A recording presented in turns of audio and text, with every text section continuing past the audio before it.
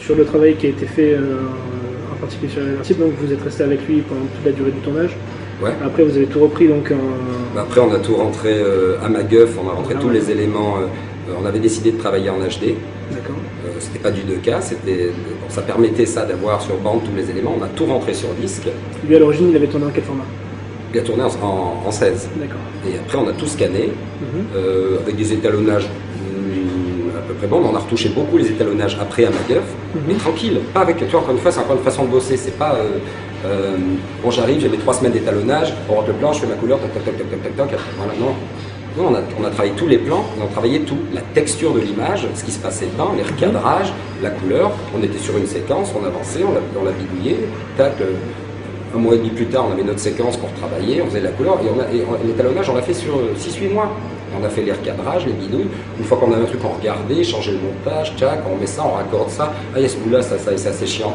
On le corrige. On était comme on continuait comme c'était vraiment un tournage après le tournage. C'est lié l'écriture, le tournage, la post-prod, et grâce aux moyens numériques et cette possibilité de transformer l'image comme de la pâte à modeler et le son.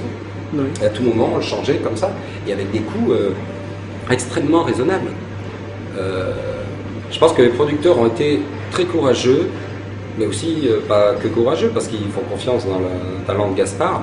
Quand Gaspard aime garder son univers, sa garde rapprochée, faire confiance. Tu vois, le film, aussi bien en termes de tournage que de post-prod, etc., il y a peu de gens qui savaient ce qu'on était en train de faire. Tu vois, c'était vraiment une petite équipe, etc. Les producteurs l'ont laissé tranquille. Ils ont eu quelques trucs, des discussions, mais globalement, il a eu la liberté. Ils nous ont donné à Gaspard la liberté de faire son film. De toute façon, je pense que tu ne peux pas faire autrement, sinon tu vas au clash assuré avec Gaspard si tu bosses autrement. Il fait rien, quand il fait un truc, il ne le fait pas gratuitement, genre bon d'accord, allez on rire, il tient à tout ce qu'il fait. Quand on a travaillé le film, ce qui était intéressant ici, c'est qu'on a travaillé pas seulement le montage, l'étalonnage, les effets spéciaux en eux-mêmes, genre l'instincteur, les gueules de Monica ou des trucs comme ça, c'est qu'on a travaillé la texture même du film, même le grain, sa façon dont il est vraiment cinglé, Gaspard. C'est-à-dire que le grain lui-même est contrôlé quand on fait des passages de l'un à l'autre, ou si l'image est plus granuleuse au début et va devenir plus cool à la fin, c'est ce genre de choses. Il est très bien précis. On a aussi permis simplement, dans sa manière de tourner, le fait qu'il ait une caméra légère, quand on dit on peut raccorder ça, on fait ça, la lumière, bon si c'est pas génial, on corrigera après, on bidouillera. C'était lié à la manipulation numérique du film, parce qu'il sait qu'il a la possibilité de bidouiller tous ces genres de trucs à tous les moments quand on pouvait. C'est un truc global de pouvoir que Gaspard puisse faire ses films comme il veut, entre les stabilisations, parce que quand tu as un pet, que tu fais des plans séquences, c'est toujours un petit truc qui merde, tu sais, hop, on va corriger, ou on va changer ce petit truc là. Il y a plein de petits détails, il y en a partout. Quand on tourne à l'intérieur de la voiture, il n'a pas envie d'avoir des grosses lumières à la gueule, etc. Donc Benoît avait mis juste des faux plafonniers un peu plus forts, etc. Mais il y en avait deux. Donc il passe devant, il a une lumière normale, il fait ce qu'il a à faire.